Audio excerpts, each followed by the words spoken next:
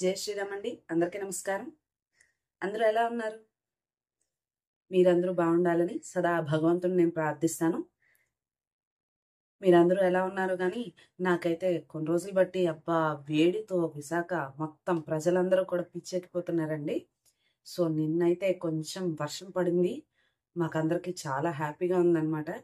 అబ్బా వర్షం పడిందో లేదో ఇగో ఆల్రెడీ అందరికీ థ్రోట్ పెయిన్స్ అన్ని స్టార్ట్ అయిపోయి వాన అయితే పడ్డది. కొంచెం చల్లబడ్డది నేలంతా.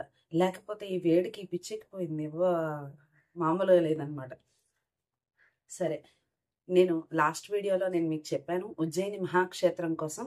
ఉజ్జయిని క్షేత్రానికి తగ్గ రెండో కథ ఉంది అని కూడా నేను మీకు అందరికీ చెప్పాను కదా.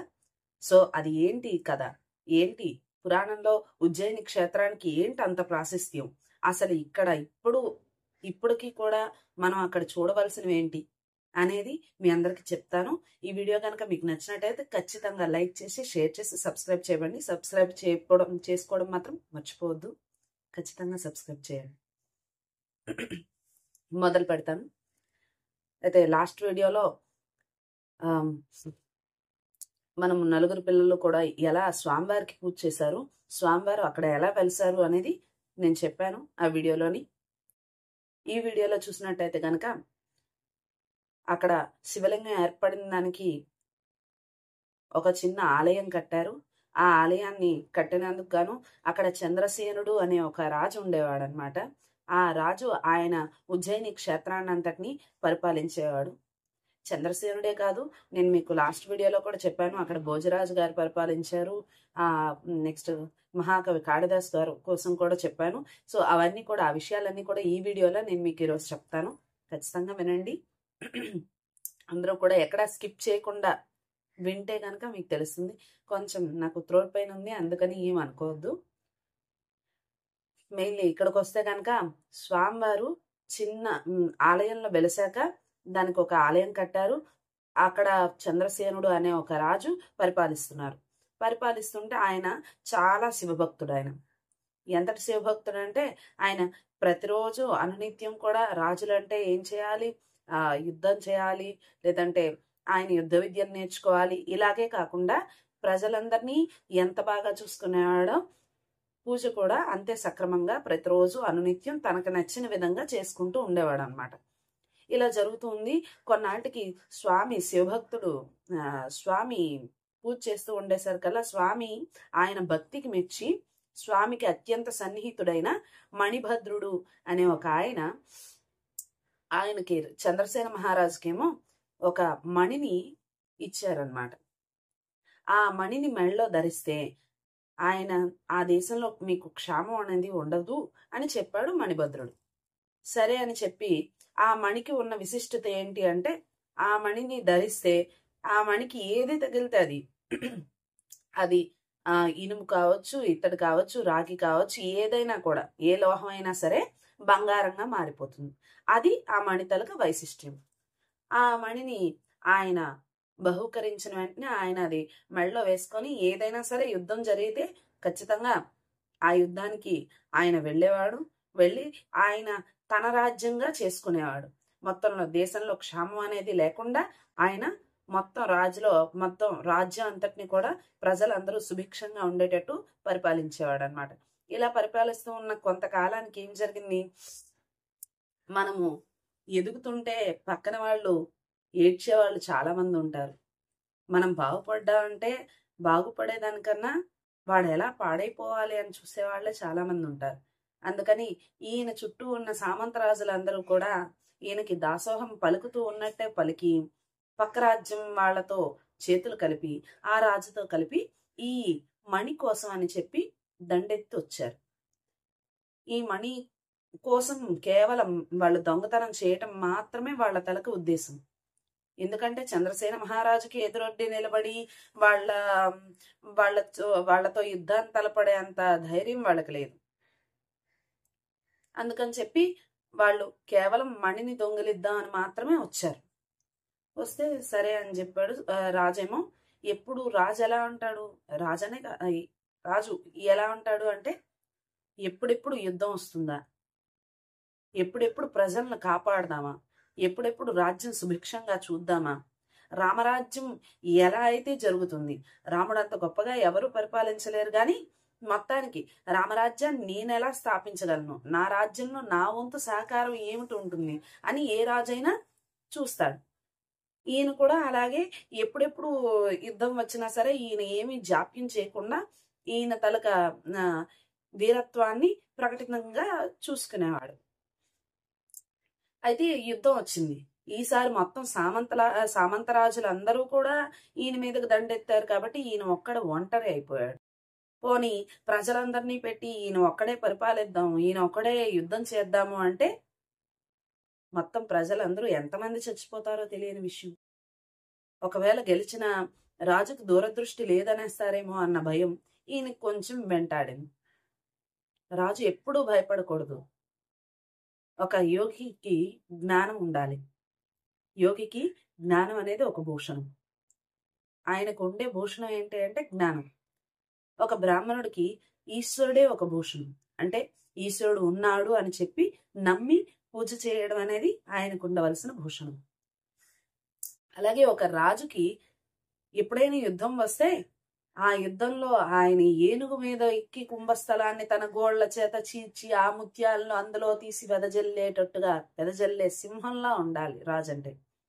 కానీ ఇందులో చంద్రసేన మహారాజు ఒక్క అడుగు వెనక్కి వేసి ఎందుకంటే ఆయన వీరత్వంలో లోపం ఏం కాదు, ఆయన ధైర్యవంతుడు, సాహసవంతుడు, ఎన్నో యుద్ధాలు చేసినాడు. కానీ ఈసారి ఒక్కడే అయిపోవడం చేత ఆయన చాలా మంది ప్రజలు చనిపోతారని గుర్తించి ఆయన వెళ్ళి స్వామివారి పూజలో కూర్చొని నాకేంటి ఈశ్వరుడు ఉన్నాడని భావించి పూజ చేశాడు.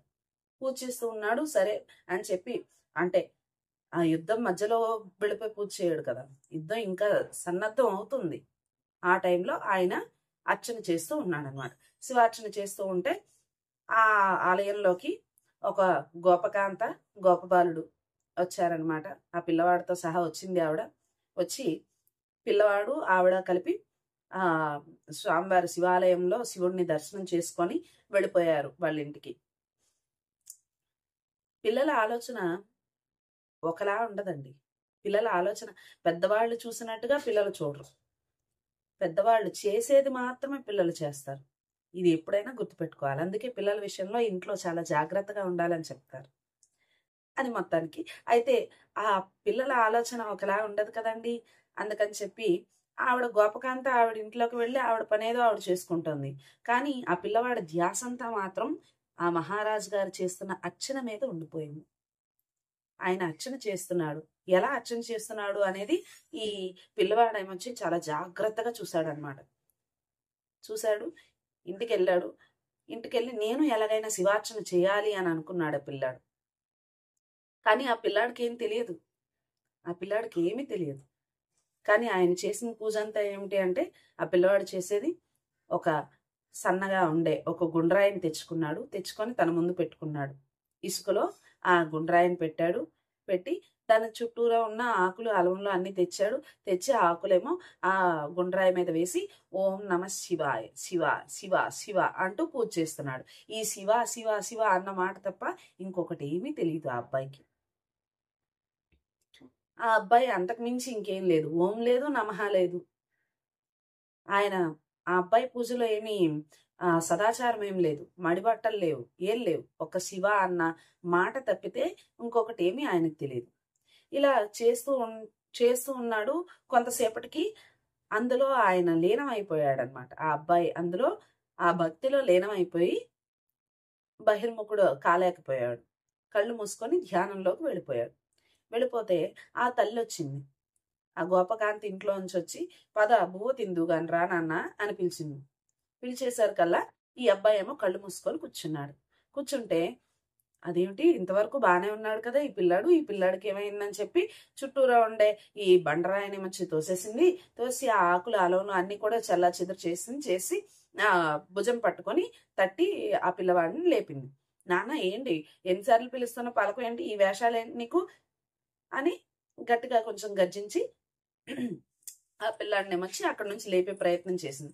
ఆ పిల్లాడు ఎంతకీ బహిర్ముఖుడు కాకపోయేసరికల్లా సరేలే నేను ఇంట్లోకి వెళ్ళి బువ్వ తింటాను, నువ్వు తినకపోతే మాని అని చెప్పింది. కోపంగా ఇంట్లోకి వెళ్ళిపోయింది. అంటే పిల్లాడి మీద కొంచెం కోపపడుతూ వెళ్ళిపోయింది ఇంట్లోకి. వెళ్ళిపోయి తన మానాన్న తను పడుకుందనమాట. తన మానాన్న తన పనులన్నీ చేసుకొని పడుకుంది. ఈ పిల్లాడు ఎంతకీ రావట్లేదు ఏంటని ఒక ఇంత చూస్తోందనమాట. చూస్తూ ఉండి తనలో తాను ఏదో అనుకుంటోంది. అనుకుంటే ఈ పిల్లాడు ఇంత లోపల తల్లి పిలిచిన పిలుపులకి అరుపులకి తనకు కొంచెం స్వస్థత పొంది కళ్ళు తెరిచి చూశాడు. చూసేసరికల్లా అక్కడ ఈయన పెట్టుకొని పూజ చేస్తున్న గుండ్రాయి లేదు. ఆయన గుండ్రాయి అని అనుకోలేదు దాన్ని. ఆ పిల్లవాడు ఏమనుకున్నాడు? దాన్ని శివలింగంగా భావించి పూజ చేశాడు. పరమాత్మ అక్కడ కూర్చున్నాడని ఆయన నమ్మాడు.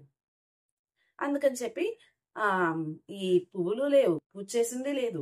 తను ఏమయ్యాడో ఇంతవరకు తనకే తెలియదు. మొత్తం బహిర్ముఖుడు అయ్యేసరికల్లా తనకి ఆ పూజ చేస్తున్న శివుడు కనిపించలేదు. కనిపించిపోయేసరికల్లా ఇంక ఏడుపు మొదలు పెట్టాడనమాట.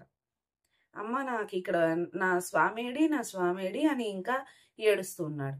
ఏడుస్తూ ఉంటే ఆ ఏడుపు స్వామి విన్నారు. నేను అక్కడ ఉన్నానని చెప్పి నమ్మి పూజ చేశాడు ఒక చిన్న పిల్లవాడే అని చెప్పి ఆయన అక్కడ బంగారు గోపురంతో,